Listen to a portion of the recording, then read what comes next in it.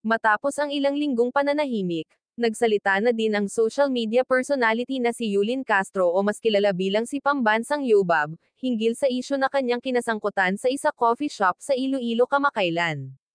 Sa kanyang latest YouTube vlog kung saan inamin nitong hindi umano siya nasarapan sa mga pagkain.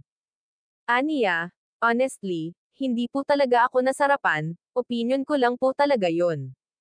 Hindi ko sinabi na magsara kayo o wag puntahan yung kafe. Dagdag pa niya, hindi ko po minura yung pagkain, yung staff, yung kafe. Wala akong minura. Expression ko lang po talaga yon.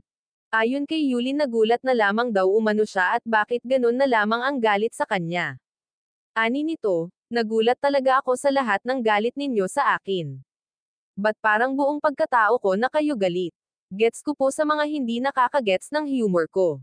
Naiintindihan ko po yung frustrations na naramdaman nyo. Tama na po. Okay na po.